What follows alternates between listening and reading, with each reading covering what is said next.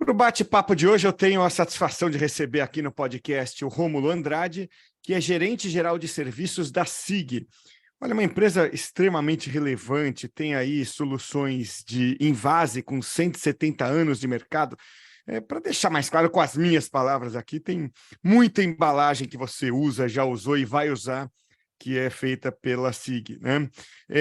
E olha, a capacidade de produção é gigantesca, 5 bilhões de embalagens por ano aqui na América do Sul.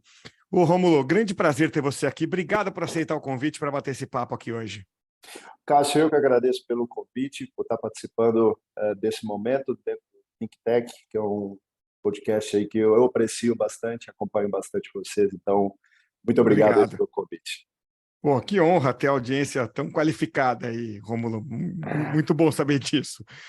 Legal. Eu queria falar de um tema que você conhece muito bem e a turma que ouve a gente aqui deve estar ouvindo falar o tempo todo, né, que é a indústria 4.0, né? Eu lembro que isso começou a ser falado lá atrás, né, alguns anos atrás, né? Meio como um sonho, meio como ficção científica, né, Rômulo? Então, putz, Exato. vai ter a manufatura aditiva. Olha só, tal farmacêutica já produziu uma pílula impressa, né, um comprimido impresso em 3D. Caramba, isso aí parece meio Star Wars, tal, né? Na verdade, a coisa evoluiu, aconteceu como esperado, e ela está aí. A indústria 4.0 está acontecendo, ela está andando aí a todo vapor.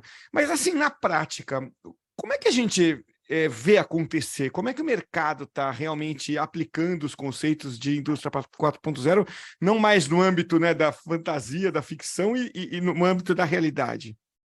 Cássio, muito interessante isso e vivenciar, né, toda essa história é bastante interessante, passando por todas essas fases, né, de realmente de ser algo muito fora da realidade e ver isso se materializando, né? Então, essa transformação, hoje ela acontece de uma forma mais acelerada e o grande desafio é essa materialização. Como colocar a internet das coisas, a indústria 4.0 em prol, em benefício, que seja do consumidor, que seja dentro da indústria. E assim que vem fazendo esse trabalho de trazer os benefícios da indústria 4.0 para dentro do negócio. E foi assim que a gente iniciou essa jornada, que a gente chama de jornada digital, muito próximo dos clientes, mostrando o valor. E a partir desse momento é que nós sentimos que os nossos clientes começaram a enxergar e vivenciar essa transformação. E materializando isso, você ganha um poder de escala realmente muito grande, porque você começa a realmente enxergar isso em números e benefícios, né, que seja dentro da indústria, que seja para o consumidor final, que seja por uma parte de sustentabilidade também. Então, quem iniciou isso mais cedo está colhendo bons frutos e tem ainda bastante desafio. E agora, mais do que nunca, né, com toda essa evolução, sente a necessidade de inovar seus processos, de digitalizar, de colocar isso para dentro o mais rápido possível, porque começa a perder dinheiro, começa a perder oportunidade. Então, esse momento é um momento muito especial em que, com todos os desafios que nós temos de mercado, com todos os desafios que a gente tem da parte do consumidor, da parte econômica, ter tecnologia trabalhando como um meio, né, trabalhando ao favor, é realmente um ponto que vem alavancando bastante esse processo de transformação digital. Rômulo, você está falando aqui de algumas vantagens, né? Vocês tiveram que, claro, ir lá explicando para o cliente, né? Tudo. Mas, assim, como é que se dá essa economia, né? Porque um raciocínio simplório de um leigo seria assim, pô, é caro implantar, né? Você vai ter que ter acesso a tecnologias de vanguarda e nunca é barato você chegar agora, por exemplo, se você quiser fazer algo muito relacionado a OpenAI, a ChatGPT, ok, avança muito rápido, talvez já não esteja tão caro, mas ainda é vanguarda, né? Você vai ter que fazer um investimento, você não vai ter tanto profissional no mercado e tal. Tem um custo, né? Na indústria, esse investimento de tempo, de energia e de dinheiro inicial se reverte depois em resultado, em lucro como? Diversos a gente costuma comentar que isso é uma jornada, então não dá para você pode começar com uma solução muito robusta, muito completa, obviamente se você tiver um poder ali de compra de projeto realmente muito grande, mas iniciar em pequenos módulos é realmente a melhor forma até para você criar essa cultura e você ir digitalizando, você inserindo, né, a cultura de tecnologia dentro dos processos. Por que eu coloco isso? Porque esse benefício ele tem alguns viés que você pode trazer, né? Então, nós temos alguns exemplos de clientes que tinham alguns problemas logísticos e com a implementação da solução, trago aqui um case da CEMIL, conseguiu fazer a visibilidade de toda a cadeia de suprimentos e reduzir custos em relação a frete, reduzir custos da operação logística como um todo. Então, são na parte de pequenos dos projetos com a visibilidade de ROI, de retorno desse investimento que a gente inicia essa jornada, seja através de um processo logístico, seja até um atendimento remoto. Então, hoje, nossas soluções têm também uma capacidade de você conseguir fazer um atendimento remoto para o cliente. Então, o cliente está com um problema e, ao invés de eu deslocar, né, um técnico para fazer um atendimento, eu consigo fazer esse suporte remoto através de óculos, né, de realidade virtual, realidade aumentada, e eu evito ali, né, aquele custo para o cliente de deslocamento, de viagem, de tempo de máquina parada. Então ele começa a vivenciar esses pequenos exemplos com um ponto de redução de custo, com maior controle da cadeia, um case super interessante, né? Um case que nós temos também da Cooper Oeste de digitalização. Então, quanto tempo se gasta das pessoas preenchendo o papel hoje em dia dentro da indústria? Quanto tempo quantas pessoas você pode melhorar a eficiência tendo um processo digitalizado? Então, essa materialização de trazer isso para a realidade e principalmente mostrando o retorno desse investimento com tempo, com custo, com benefício dentro da cadeia, é a melhor forma de você mostrar onde que a digitalização traz o benefício financeiro no dia a dia da indústria. Faz todo sentido aí, Rômulo. E o cliente interfere nisso? Porque eu fico pensando assim, a régua, né, de exigência do cliente vai ficando muito lá em cima, né? No momento que uma indústria faz isso, você fala, quem não faz fica para trás. Claro, pô, o cliente aprende e passa a estabelecer aquele padrão mais alto como padrão esperado, padrão normal, né? A gente é muito exigente, hoje a gente nem percebe, né? Mas um exemplo disso, né, Rômulo, é quando você pega assim um streaming que você assina, não vou falar as marcas aqui, mas aconteceu comigo outro dia. Sabe, a experiência, se você for ver de um determinado streaming lá, era ótima, né?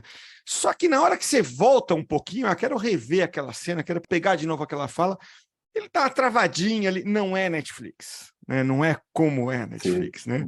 Quer dizer, pô, se você volta no tempo, você fala assim, olha, bota esse streaming aqui 15 anos atrás, você fala, cara, que coisa fantástica. Hoje você já fala, putz, ele dá uma travada de 10 segundos, eu não tenho 10 segundos para ele no meu domingo ocioso aqui, eu não tenho, minha paciência não permite ter. A régua nossa está muito lá em cima. Na indústria, como é que isso acontece?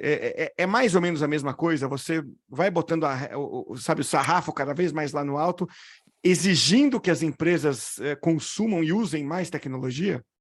Eu diria até que é mais, né? Porque isso se vem do consumidor passa para a indústria, e nós que também dentro do B2B somos cada vez mais exigidos por isso, né? Então, coloco principalmente um caso bem interessante de uma rastreabilidade de produto que nós tivemos, nós temos aí um projeto de rastreabilidade, onde mostrar para o consumidor e também mostrar para a indústria do processo de entrada de coleta do leite da fazenda até a distribuição, o que tem dentro de cada processo que está influenciando dentro dessa cadeia. Pensa você fazer um processo de rastreabilidade de onde veio, por exemplo, o leite até onde que ele foi consumido.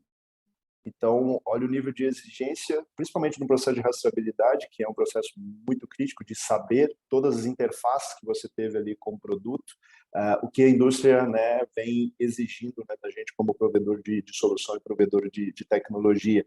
Então, é um desafio muito grande você conseguir cercar toda essa cadeia e numa expansão geográfica absurda, que é o Brasil, e onde você tem também algumas dificuldades de infraestrutura, como internet, como a questão de estrada, tudo isso, e você utilizar a tecnologia, né, para cercar toda essa cadeia é bem desafiador. Então, sim, os clientes exigem tempo, velocidade e informação na palma da mão, porque a tomada de decisão hoje em dia ela é muito rápida e ela precisa ser muito rápida, né, Cássio? Então, transformar dados, coletar dados e Uhum. utilizar esses dados a favor e de uma forma rápida representa muito dinheiro. Então, cada vez mais a exigência por mais informação, por mais rastreabilidade, por mais dados, por mais controle, mais previsibilidade, é algo que a gente vem sendo desafiado e conseguindo entregar com as nossas soluções assim.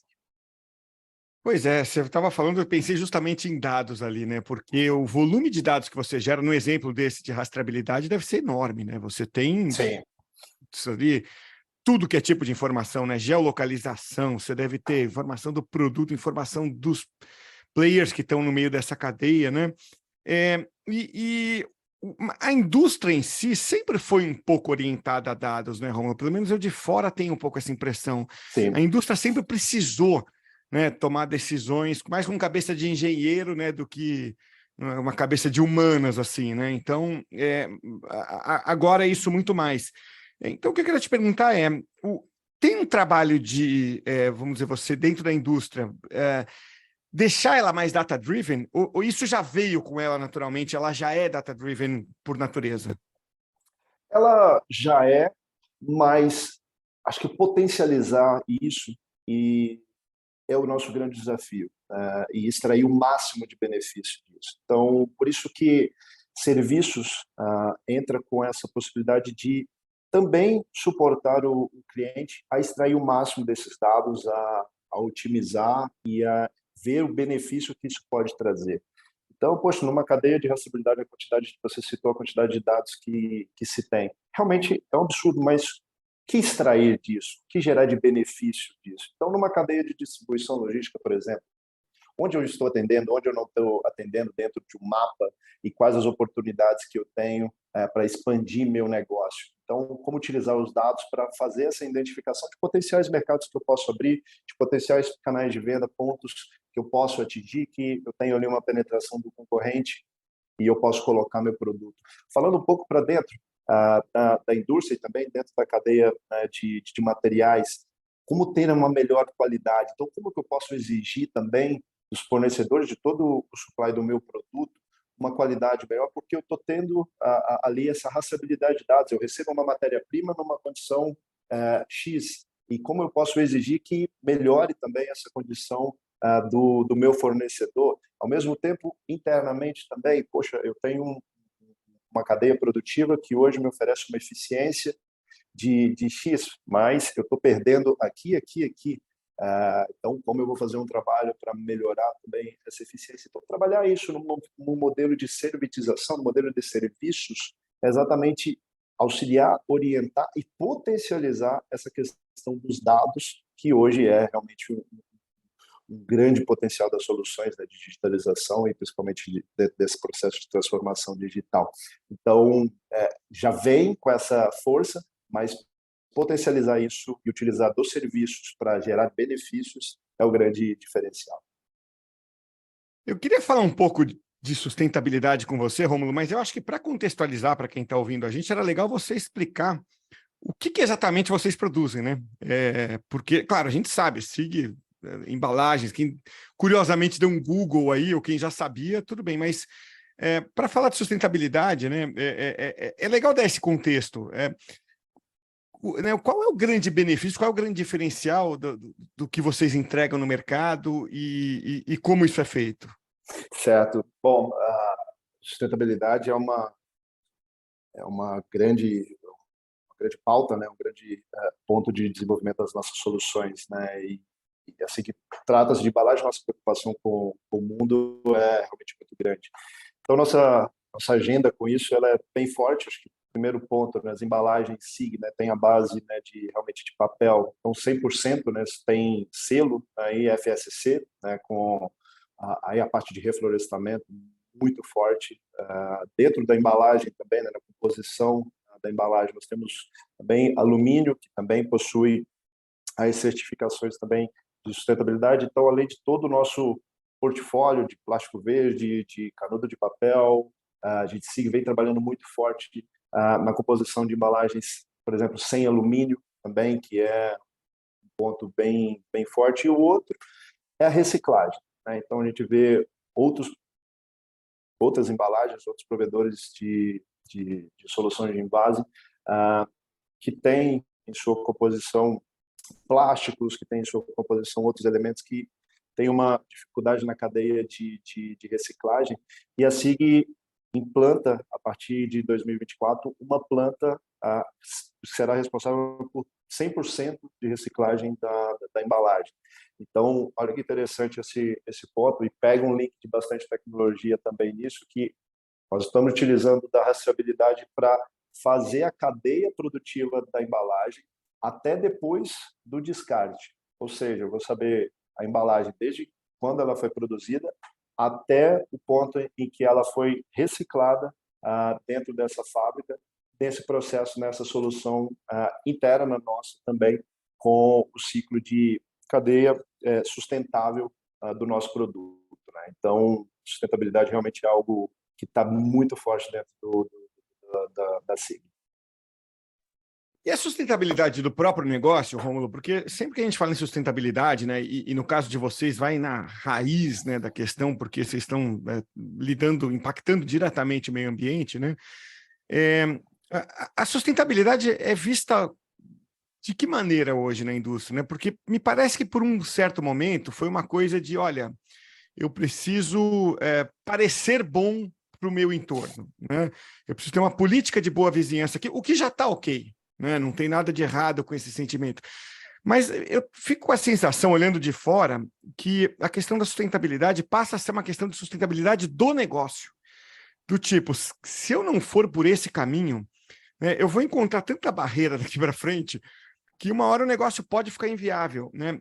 Já está nesse ponto da sustentabilidade ser também sustentável para o negócio, com perdão da 100%, redundância. 100%, Cássio, porque é um papel tão importante que a SIG tem. Você coloca aí, é um produto, é uma solução que tem, né, esse impacto dentro do ambiente, a preocupação, isso é um driver estratégico dentro da empresa. Então, trabalha-se um R&D somente voltado para isso, trabalha-se soluções de redução de impacto, de ter uma cadeia realmente sustentável, exatamente para sustentar o negócio e a preocupação com as novas gerações. Então, essa é uma agenda que eu diria das agendas mais fortes hoje dentro da empresa, uma preocupação realmente geral e uma agenda realmente positiva, com resultados, com estudos e com soluções que sustentam isso e impactam diretamente dentro dessa cadeia e vai influenciar na questão da sustentabilidade, já está influenciando e vai influenciar bastante isso a nível de futuro. Então, é uma realidade muito forte. Hoje não se conversa sobre solução, não se conversa até com os nossos clientes sem ter uma agenda de sustentabilidade, seja do canudo de papel, como também é um insumo, né, dentro da nossa cadeia, há embalagens que não têm alumínio. Então, hoje, toda a conversa, toda a agenda passa pelo ponto de sustentabilidade dentro da empresa.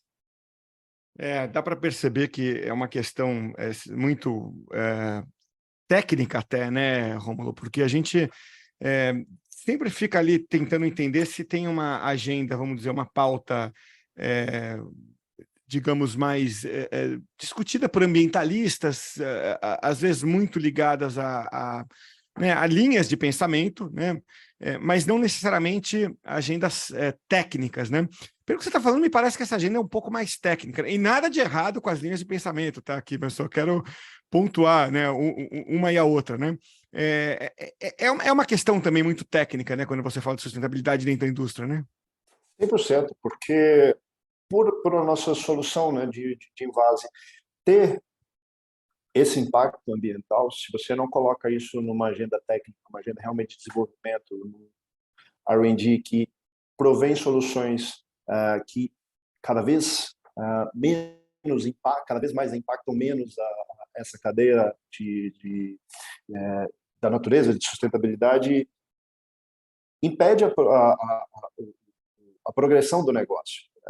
Então, isso é muito sério e você trazer isso porque está dentro do nosso produto, está dentro da nossa solução, você materializa isso de uma forma mais factível, de uma forma mais prática. Então, sim, tem uma visão realmente mais técnica disso e você materializa isso através das nossas soluções, através do nosso portfólio, através da nossa flexibilidade. Então, no dia a dia é possível e tem realmente uma forte desenvolvimento técnico nas nossas soluções para cada vez mais alinhadas aí aos desafios de sustentabilidade. Muito legal. Puxa, Rômulo, quero te agradecer muito aí pelo papo, que papo rico aqui, porque a gente trata desse tema, né, com frequência, né, da tecnologia, ajudando a empresa de alguma maneira, mas é legal ver que não está ajudando só, né, a empresa, só os clientes, você está ajudando, né, no futuro do negócio e para a indústria como um todo, né? A gente viu aí nas últimas décadas um embate muito grande, né, entre indústria, mercado, sociedade, meio ambiente, e parece que partiu das próprias indústrias, né, a iniciativa de, olha, vamos harmonizar um pouco mais isso aqui, vai ser bom para todos, e está realmente acontecendo, né? Então, legal ver que vocês estão nessa pegada e que a coisa realmente funciona. Obrigado pelo papo, viu, Rômulo? Cássio, eu que agradeço a oportunidade, esse tempo, esse bate-papo tão rico, né? E coloco também aí à disposição, acho que a SIG vem fazendo essa transformação digital, atrelado aí à sustentabilidade, principalmente a trazer para o valor, né, a tudo isso para o nosso cliente e também para o consumidor final. Então, agradeço muito pelo convite e estou à disposição.